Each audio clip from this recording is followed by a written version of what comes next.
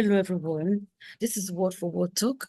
I hope you're having a wonderful time. I just wanted to bring you to what's going on right now in the UK. As we see for the election, it's hot, hot, hot out there. Oh my words. We don't know who's going to win today, but these are the parties that are on ballots. They are Conservative, who's currently the ruling party right now by Rishi Sunak. We have the Labour Party, who is Keir Starmer. Then you have the Reform UK. You have the Liberal Democrat Party. Then you have the Green Party. Those are the ones that are actually on ballot today. But most likely, according to what they're saying, analysts are saying, is Labour might be the one to, become the next ruling party. We don't know, but we pray that God's will be done. We don't know at all, but let the will of God be done. Whoever is there, we will know by the end of tonight. By tomorrow morning, we should know who we will move in to number 10 Downing Street. So let's go live and watch it. So they're looking at checking polls are closing in the next less than 5 minutes. Poll will be closing. So let's join and watch.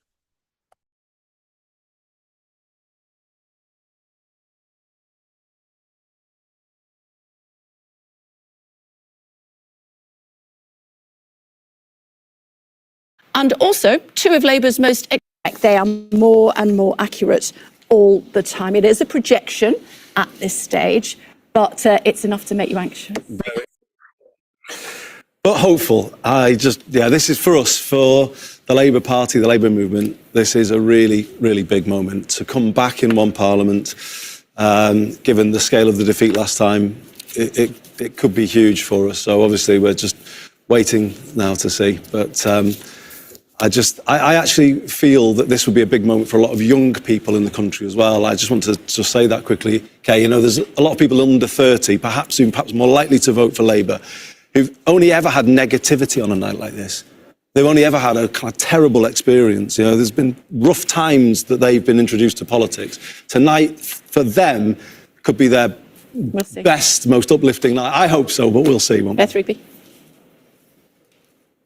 I'm very excited. I can see that. And when I wasn't a political journalist on television, I would sit and watch exit polls, and I would watch it all night. So I am so excited about this. The exit poll is the moment where the die is cast, and then from that, the story of the night unfolds, and it's the most England playing against Slovakia, brilliant, exhilarated. 90 seconds. I think, yes. It is a national moment. So little we do now. We have to do an exact time and an exact place, so that we get to share it with all our neighbours. No but something like this really does happen, and all these WhatsApp groups around the country will be going mad, talking about this. We're almost there, guys. Trevor? Taking Andy's point, we don't know if there's going to be a change of government, but if there is, I think it will be the first time anybody under 45 will have voted in an election where there's been a change of this kind. So it's momentous. It is momentous. It's momentous. And you've been told not to put your glasses on by your mum until after the exit poll. They're going on soon. Yeah. The mad thing is, I thought you would know by now, okay, but the thing is that no one does know, Did you see he they? brought the bit of paper over? And I said, don't give it to me. Okay. Because I want to enjoy the moment when everybody else is doing it at the same time. And so if you're watching at home, I don't know. It's so exciting. As Beth was saying, I have no idea what the result is. What I do know is in 2 minutes' time, just a little bit over, we'll know exactly, as far as the exit poll is concerned, what has happened. And somebody who's been in that for the first time ever is our Ed, of course. He will leave where they have been crunching those numbers very shortly. We've got a cab for him specially. Beth's not even looking at me anymore.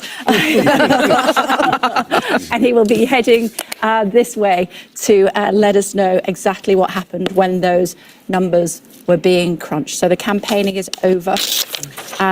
The leaders and their foot soldiers can do no more. Starmer, Sunak, and their main players will be anxiously awaiting the results of our exit poll. Will it be a clear majority? Will it be a narrow lead, or will it be a hung Parliament? Will it fit with the expectations outlined in previous polls over the last 6 weeks? Could it provide us with a narrative for the night based on what we have seen before?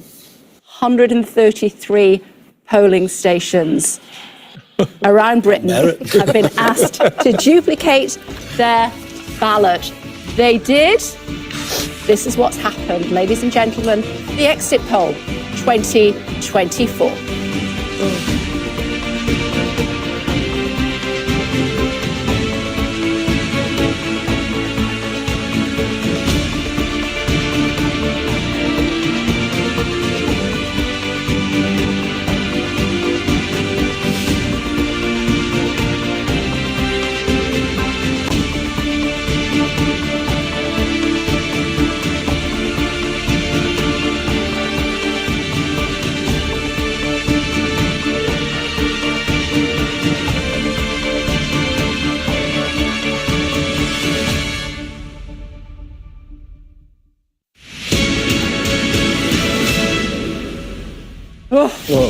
Oh my God.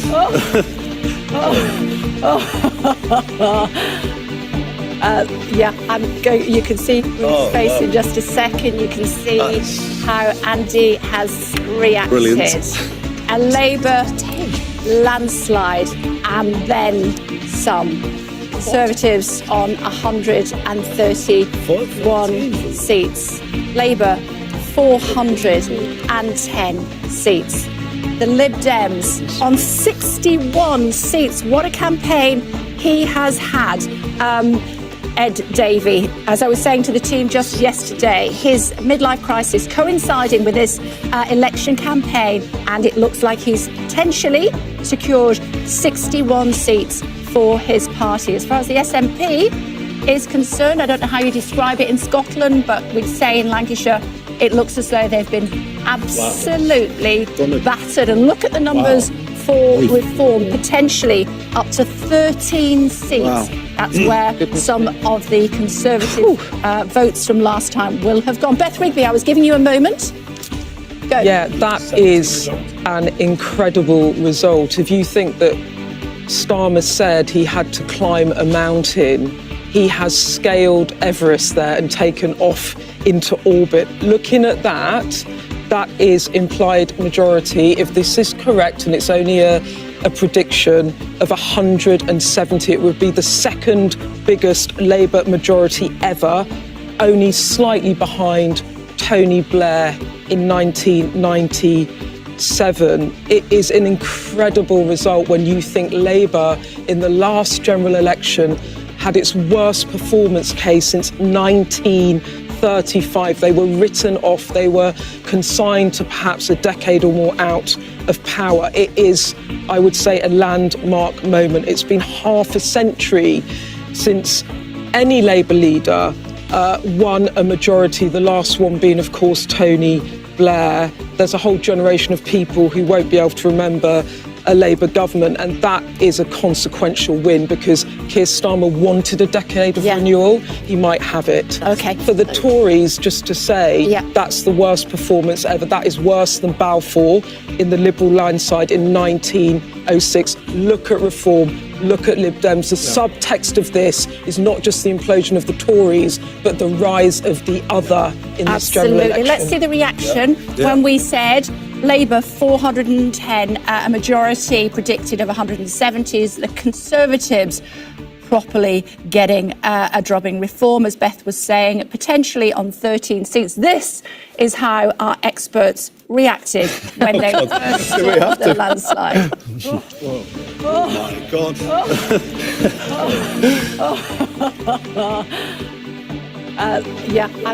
You can see his face in just a second. You can see how Andy has reacted. Brilliant. And Labour. Let me put some meat on those bones for you, should I? Because we're going to be talking about this throughout the night. The exit poll suggesting Jeremy Hunt will become the first Chancellor to lose his seat at a general election, a possible gain for the Lib Dems in Godalming and Ash. Also possible Lib Dem gains, Alex Chalk, Justice Secretary in Cheltenham, Lucy Fraser in Ely and East Cambridgeshire. She is, of course, the Culture Secretary. Other Cabinet Ministers the exit poll suggests are likely to lose are Grant Shapps, Defence in Welwyn, Johnny Mercer, the Veterans Minister.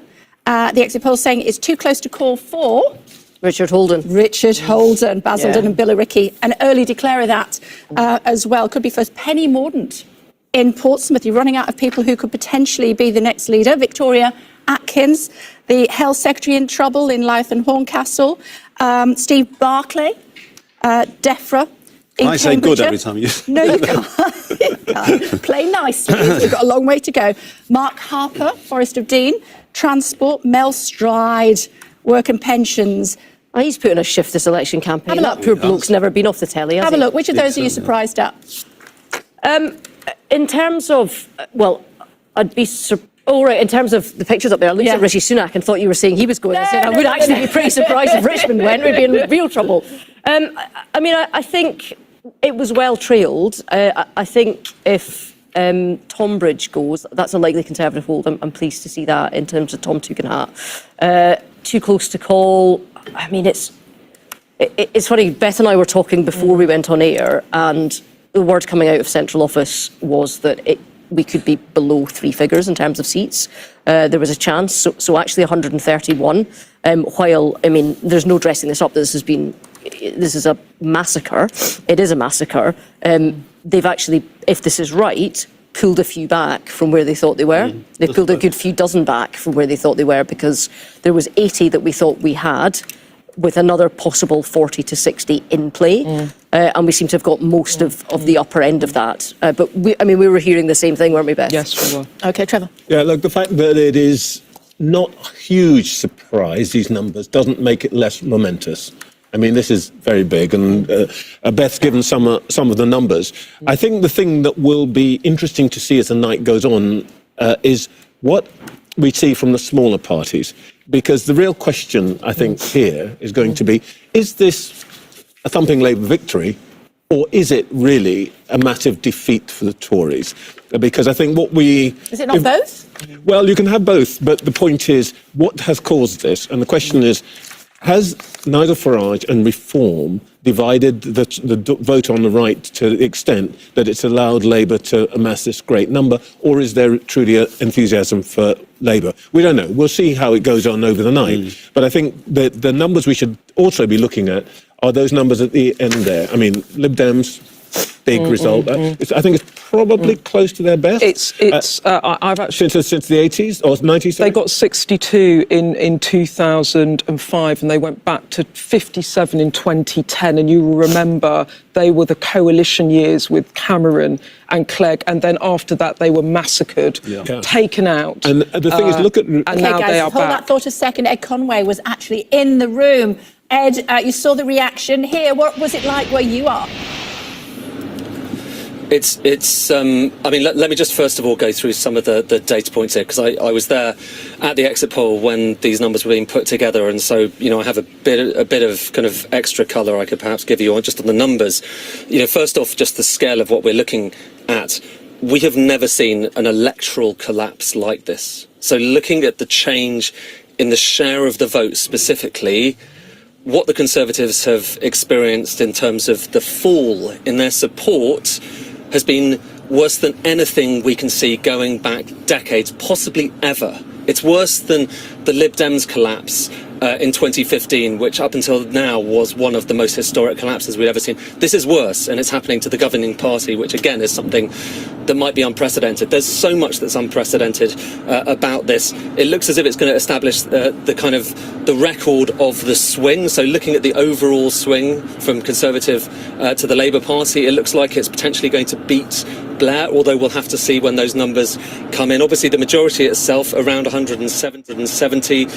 Conservatives themselves, number of Conservatives MPs on track for being basically the worst in the history of the Conservative Party, at least the modern Conservative Party, the worst I've seen going back to 1830s. So there are just record after record that have been broken. But one thing that ties everything together is people have gone out there, according to the exit poll, and I should say all of this is what the exit poll is suggesting. It does have an excellent record, but we do need to see whether it's borne out by the results that we get in constituency after constituency. But everything suggests people were out there essentially voting in constituencies around the country against the Conservative Party. And that question of how much support Labour have, well, looking at the share of the vote, okay, looking at the implied share of the vote from what we know from the exit poll, it implies a share of the vote that's lower than Jeremy Corbyn received in 2017, considerably lower. So a lot of people will ask, does this mean support for Keir Starmer, or does it mean that people just simply wanted to vote the Conservatives out? Reform, the Reform Party doing better than so many people had expected, with 13 seats, up obviously from 0 as a new party. But even more significantly, their share of the vote looks like it's greater than the Liberal Democrat share of the vote, and the Lib Dems have come away with 61 seats. So Reform having an enormous impact on this election, partly in terms of destroying a lot of the Conservative support, partly in terms of getting some of those MPs. But broadly speaking, that message that the Conservatives were trying to give, vote Reform, get the Labour Party, well, that's precisely what's happened. As for whether this is a supermajority or not, I think that's one of those arguments. Final thing I would just say, the SNP, this is a story that might well be dwarfed by this UK narrative in terms of the UK House of Commons, but the SNP facing a cataclysmic collapse in their MPs in Scotland. So some extraordinary stories, Kate, but we'll bring you more data, more charts in the coming hours. I know you're heading this way, and we'll come back, and you'll be with us very shortly indeed. Looking at the screen now to the left, that's Blyth. They would like to be the first constituency to declare in 2024, but wanting to beat them to it is Sunderland. We are going to monitor that for you. But before all of that, let's bring in John Redwood and also Sir Robert Buckland. I think it's fair to say to both of you gentlemen that the Conservatives are used to winning elections. If the exit poll is to be believed, not tonight. No, indeed, a very bad result for the Conservatives. Not a surprise, because all the polls have said Conservatives will do very badly, and this latest exit poll is not at the disastrous level where we're not even going to be the official opposition, but it's still an extremely bad result for the Conservatives. And I do buy into the line that I think the public were very angry. They'd felt let down by the government over various things. They were unhappy about the handling of COVID and lockdown. They were unhappy about the tax level. They were unhappy about the number of migrants coming into the country. They were unhappy about the inflation, and they were just passing a judgment on the government. And they've ended up with a very distorted parliament, a parliament with a very flattering majority to the Labour Party, as it's probably got relatively small share of the vote compared with past practice, but it's also the result of a big split in the vote of those who disagreed with Labour between Reform and the Conservatives. So those two parties have ended up with very few seats. Sir Robert Buckland, whose fault is it? Well, look, I think, first of all, the mistake that we must avoid making as Conservatives is to blame the electorate. The electorate is always right in its decisions, and we've got to respect the scale of this likely defeat and then learn from it. It's going to take some time to come back from this. I was a candidate in '97, and I know what it feels like to taste bitter defeat. I think the time for recrimination is not now.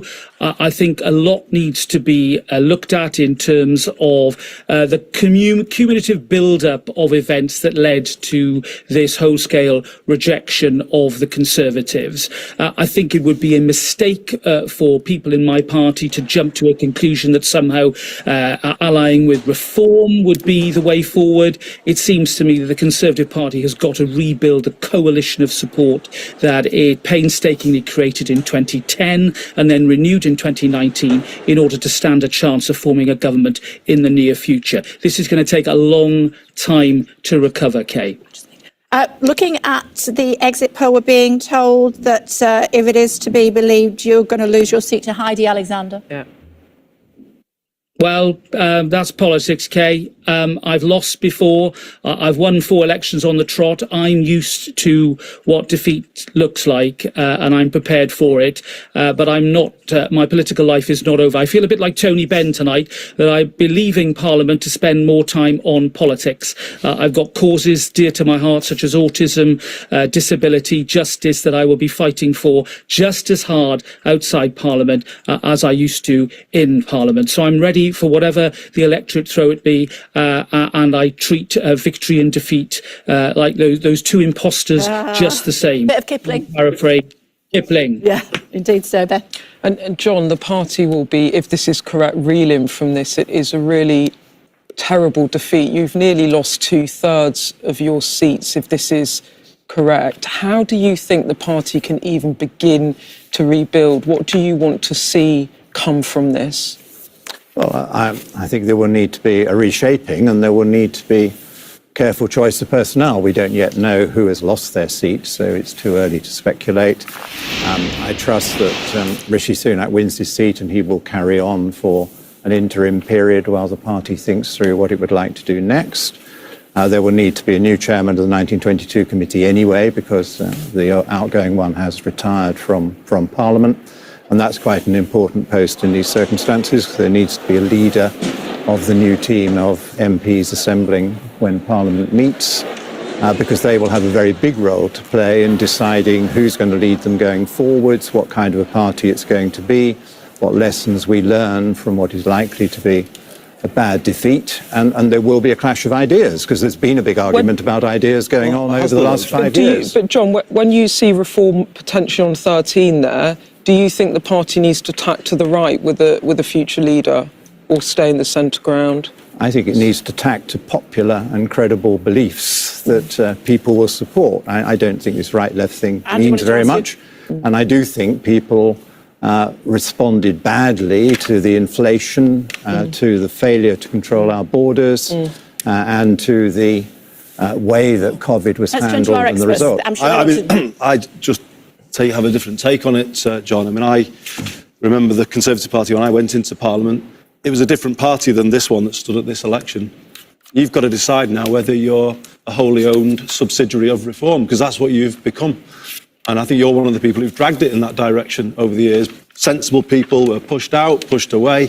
Ken Clarke, Rory Stewart, Theresa May.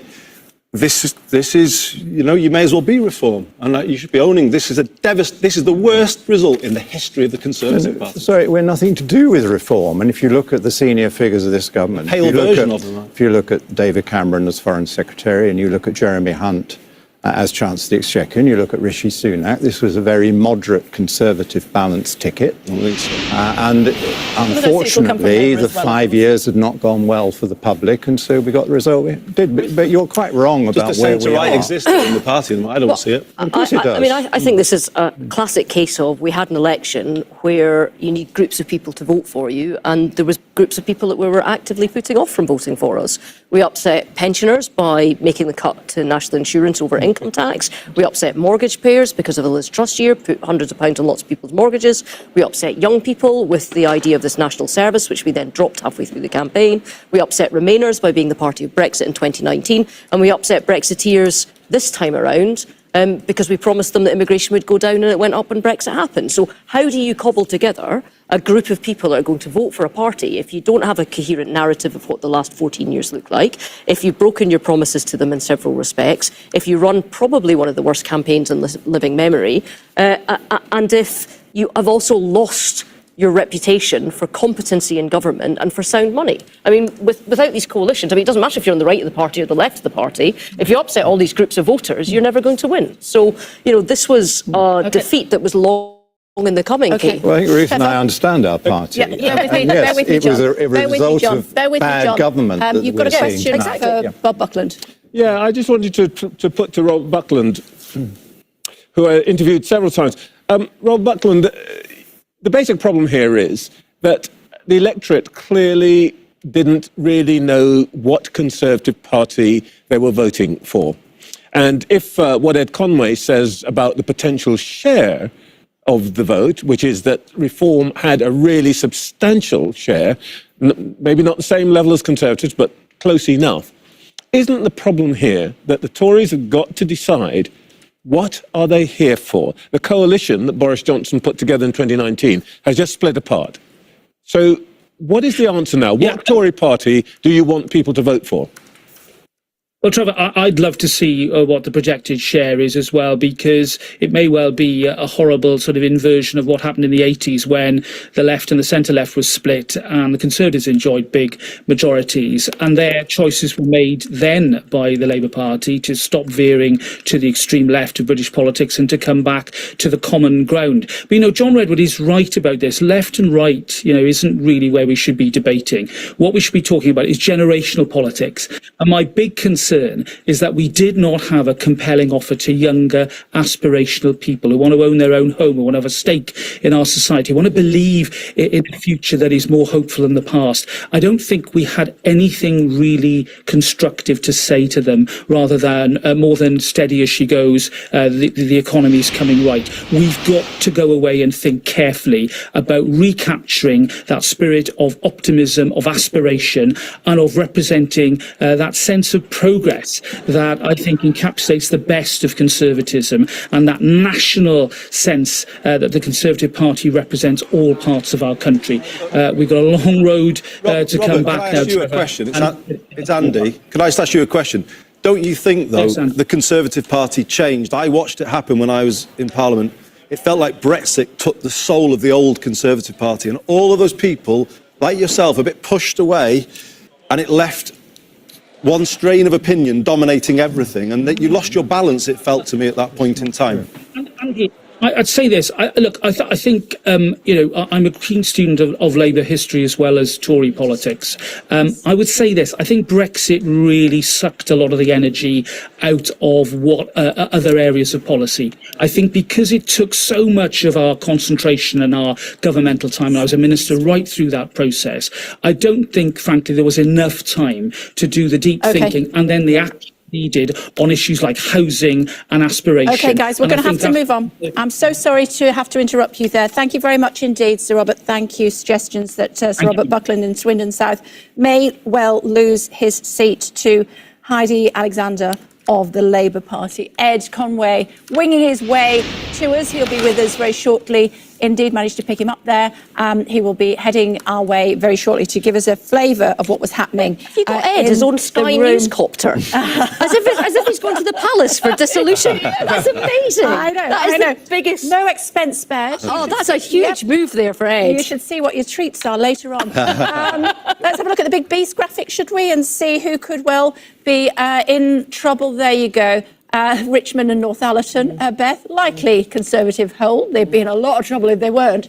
Hertsmere, who is the Deputy Prime Minister, of course, likely to hold his seat as well. But we move along to Godalming and Ash, which, of course, is Jeremy Hunt. The first time ever that a sitting Chancellor would lose his seat. Braintree, we can see the Home Secretary likely to hold on to his. But a possible Labour game with Welwyn and Hatfield. We'll go through some of the others for you a little bit later on. Johnny, the Plymouth Moor View. Mark Austin is standing by for us at the Labour camp in North London, Holborn, Ansted, Pancras. They must be thrilled, Mark. Hi. Yeah, hi. OK, well, if that exit poll that you've just been showing is anything like the reality, then the civic officers here in Camden are about to witness something pretty spectacular. Keir Starmer will be here in a matter of hours. I mean, it's a given that he's going to win here. His majority is 27,000 or so, 64% of the vote last time, so he should win here. But the exit poll predicting great things nationally means that Keir Starmer, former human rights lawyer, former director of public prosecutions, leader of the Labour Party for 4 years or so, is going to walk into this building in a matter of hours, knowing full well that his life and the life of his family is about to change in the most dramatic way. Labour Party members have already been celebrating here as your exit poll went up there. And here they are receiving the news from the Sky News exit poll. Tamara Cohen is with me, so, well, a good night for them, and certainly a big night for Keir Starmer. Absolutely. We will see Keir Starmer here at this count for the first time tonight, walking in here in the knowledge that he is almost certainly going to be Britain's next Prime Minister. After all these weeks of campaigning where you felt every day that Labour couldn't quite believe that it was happening, they now know almost for certain that they have won a landslide majority of the order that no one has since Tony Blair won one from opposition 27 years ago now. And they've seen a Conservative implosion that we can see in those opinion polls there. And he will be coming here to thank the people who have voted for him to put him in this position, but also will be talking, no doubt, about the job he has done in transforming the party. We heard tonight from Pat McFadden, who's a close ally of Keir Starmer, has been coordinating the campaign, and he says the transformation of the party since he took it over, having had its most devastating defeat for 80 years. He took it over when a lot of people said it will be the work of many, many years to get them back into contention. He has turned it around in just 5 years, and now the hard work of governing will begin. I think we'll get a sense of that when he appears here tonight. Yeah, and it could be hard work, because I can't remember an opposition leader coming into government with quite such low popularity ratings, but we'll talk about that in the coming hours as we wait for Sir Keir Starmer to get here. With that, back to you, Kay, in the studio. That's really exciting. Okay, for now, thank you, David Lammy, Shadow Foreign Secretary until this evening, is joining us. Now, it's good to see you. David Lammy, thank you for taking the time. You must be thrilled. How confident are you that you will be going into the Foreign Office by the end of the week? Look, Kay, this is my 8th general election. The exit poll, of course, will cheer on many people that voted Labour across the country, but in the end, we won't know the full result until 3-4 o'clock this morning. I think what we're seeing is what I picked up on the doorstep, that in the end, people recognise that Keir Starmer changed the party. Did I say Keir Starmer? Maybe that's what we should now call him. Keir Starmer changed the party and now want him potentially to change the country. That's what they're voting for. They're voting because they recognise that after 14 years of the Conservatives, our public services are nowhere near where they should be. Inflation is higher than it should be. Cost of living is high. We've got sewage in our waters. For all of those reasons, they're up for change, and they're up for that Labour manifesto, which I hope, of course, is a winning manifesto. This is a long way from where we were in 2019, when I said to Keir Starmer, when he decided, and I encouraged him to run to lead our party, that it would take 10 years. I was wrong. He said we could do it in 5. David, he said hold about that change thought. the party, and it looks like he might David, hold be that thought. on I'm the going to cusp come of back to doing you in that. just a second, because I do want to pursue what we're talking about with the Foreign Office. But before that, Angela Rayner, Deputy Labour leader. Will she be Deputy Prime Minister? Is it going to rain on your parade, or do you think you are going to be the Deputy Prime Minister? I hope not, but I'm glad you cut David short so I could nip in. I mean, look, the exit poll is encouraging, but obviously we haven't got any of the results yet. You want to see your film crew behind it. I'm getting soaked. I feel really sorry for them. In the first city. But, you know, the exit poll is... Yeah, in Manchester. Who knew that it rains in Manchester? But the exit poll was encouraging for us tonight, but obviously we've not had any of the results yet.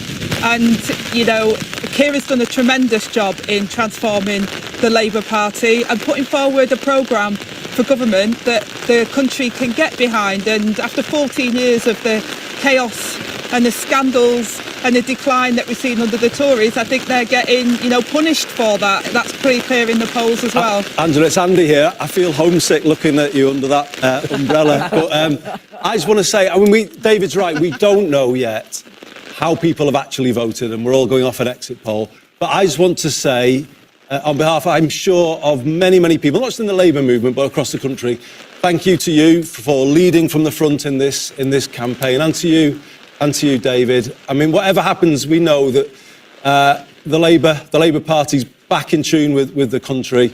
And I just want to say, well done to both of you for leading us through this campaign.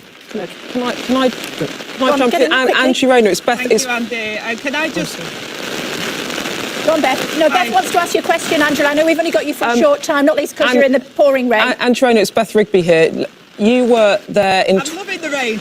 You were there in 2019, the worst defeat since 1935. If this poll is correct, Keir Starmer has now just delivered or will deliver the second biggest Labour majority since Blair. Can you actually believe it? Surely this is beyond your wildest expectations. Well, to you, Beth, and to Andy's point, I just want to first of all say thank you to those people that have voted for Labour. And if the exit polls are correct and accurate, then it's an incredible honour for them to put their trust in us, especially after the 2019 defeat, as you say. To get even a majority of one, we'd have had to have had a swing bigger than that of Tony Blair's in 1997. So it is encouraging. But, I want to say to the people of this country that myself and Keir and the rest of the shadow cabinet are putting themselves in the service of them. We understand that. We've seen the self-service under the Conservatives. We understand the weight on our shoulders, and the mandate is you better deliver for us and put us first. And I say to the people of this country, I will always put you first, and I will fight really hard every day to turn things around. We know how difficult it's been for people, and we'll work really hard to get people's faith back in politics and to turn that page on the decline and the chaos that we've had. OK, David, we are going to come back to you in just a second. Angela's got to go shortly, so do bear with us if you will, because I know that Ruth has a question for Angela. No, I was just going to ask if the poll is right and if there's 409 colleagues joining you on the green benches, how do you manage that as the deputy leader? You've obviously got your own mandate in the party, and there'll be people there that never expected to ever become MPs. They were paper candidates in the best tradition of serving the party because they were asked to. How do you make sure that you get a team that fights at all levels and doesn't descend into sort of rats in a sack? I know from my own party it can happen quite quickly, and in the Labour Party there's plenty of factions too. Well, we were very clear when Keir and myself took over that we had to have a high bar for our candidates, and we didn't accept that any of them would be paper candidates. We've seen, even in this election, what happens when candidates fall below the standard that we'd expect for people that want to be MPs, and we've taken decisive action since Keir's been the leader and I've been deputy to make sure that people understand the standards we expect from them, and also the work ethic that we put the country first before the party, and that's what we've gone out to the country and said, and that's what we expect to deliver across the whole of our members of parliament. And I've been up and down the country in my battle bus, and I've seen our tremendous calibre of candidates and the thirst that they've got and the understanding of what a privilege and an honour it is to represent your constituents and to do it diligently, and that's what we'll be expecting from any member of parliament who carries the banner of Labour. Angela, I know you've got to go, but I just wanted to ask you about how you feel this evening. Obviously, everybody's very excited at this stage, but how do you feel about losing seats potentially to Reform and the Greens? Well, I'm encouraged by the exit poll, as I say, and if you look at where we were in 2019 to where we are now, Keir has transformed our party and put a programme for government, which I think, the polls are showing that hopefully people have supported us in that. And I've been an MP and had the privilege of being an MP for 9 years now, and it's horrible being in opposition because we've not had the opportunity to change the country. Well, answer my question, though, if Angela, the polls are correct and if I'm re-elected, yeah, I am answering the question in the fact that I think that, we've put a programme for government forward that I hope the country can get behind and has got behind, and then the work starts tomorrow and us delivering for that. And I'm only using first names for tonight. That's where our priorities are. I think if you look at the... I said I'm only using first names for tonight, guys, because after that we're back to back to normal after tonight. But congratulations! I know I've got to let you go. Thanks very much indeed. Trevor wants to ask Angela. Yeah, Trevor wants to ask David a question. Thanks for your patience, David. Hi, David. Trevor Phillips here. If the exit poll's right, you're going to have over 400 seats. And one of the great traditions of the Labour Party is gigantic expectations. And with that number of seats, how do you think you're going to be able to manage the level of expectation that waiting lists will be reduced to 0 by Monday, that there will be breakfast clubs all over the place by next Wednesday? That's going to be part of the issue for you, isn't it? Well, look, Trevor, some people said that the manifesto should have many more promises, and we were very clear that it had to be fully costed. It was measured, it was balanced, it was what we were picking up on the doorstep. So 6,500 teachers dealing with antisocial behaviour, economic growth and stability, absolutely centre. The climate challenge and GB energy, that was the promise. Those were the first steps. And so we were very careful at making it clear to people that we actually want 10 years of renewal. I think the public understand that the country's in a mess. It's in a mess. They know this, and they know that turning that around will not happen overnight. And as to the large numbers of MPs, look, I remember the 1997 intake. It was a large intake of MPs. It was disciplined. It was coherent. It was very clear, the mission that we had at that point, and we governed for a significant period. So I think that with a large intake, we can do that again. But I should just say, of course, this is an encouraging exit poll, but a poll does not translate to votes. And I would say there are lots of marginal seats out there. And that will also be a story of tonight, I'm quite sure. And so there is a margin of error, I suspect, in those polling numbers that could go either way. Let's not get too ahead of ourselves. Yeah, to take it past the election result and onto governing. Sorry, it's Ruth Davidson here, David. This is going to be a centre-left government in a world where a lot of our allies seem to be moving further right. I mean, it looks like the Democrats are in trouble in the States. I know that's a patch that you know well. In terms of what we're seeing in the elections in France, in terms of some of our other European allies. How would you, as the potential future Foreign Secretary, be making sure that you're building alliances across these countries when Britain is looking as if it's going to be moving left just as everybody else takes a step right? Well, look, there's a tide, I think, that begun in our electoral politics. It begun really after the crash of 2008. It does mean that you have to have an offer for working people. And the truth for our party is, notwithstanding the exit poll that you were predicting, if we do not deliver for working people, then we will be out. And nationalists will be on our tail. That is the lesson that we see across the world. And it is because there are significant parts of the community who feel that they've lost out. The offer for them is not as good as it was for their parents, particularly young people across our country. Mortgages beyond reach, they can't get a home, public services they can't rely on. For a number of reasons, people need us to deliver for working people. OK, just before I let you go, David Lammy, thanks again for your patience. I'm just hearing that if the exit poll is correct, Dougie Alexander is going to be back in the Labour Party, back in government if he wins in Lothian East. He's going to give you a run for your money to be Foreign Secretary. Douglas Alexander is a dear friend and actually a neighbour of mine. Doesn't stop him taking you on. I have seen the tittle-tattle. He's a neighbour. He says he lives in the seat in Lothian East. Of the right-wing media. But I've got to tell you that in preparing potentially for government, preparing for NATO, preparing for the European political community, with war in Europe, and huge problems in the Middle East, this is a very serious role. Of course I'll serve wherever Keir Starmer wants me to, but I do fully expect to be Foreign Secretary if we get across the line. OK, David, we will let you go. As I said, first names for tonight while we're all relaxed. But by next week, we're going to be very formal again, whether you're Foreign Secretary Thank you, Ms. Burley. or not. Thank you very much indeed. Well done, David. David Lammy, thank you. Thanks a lot. Bear with me, guys. Just want to tell people what's happening on the screen as you're looking at it. So we've got Newcastle Sunderland in the middle, Blythe to the far Come on, left. Sunderland. And these are the three I always want seats. Sunderland to beat Newcastle. These are the 3 seats that are racing to try to be the first to declare. Beth Rigby? Just picking up on what David Lammy said, I think one thing to watch out on these results is Labour thought that they might win dozens of seats on very small majorities with low vote share.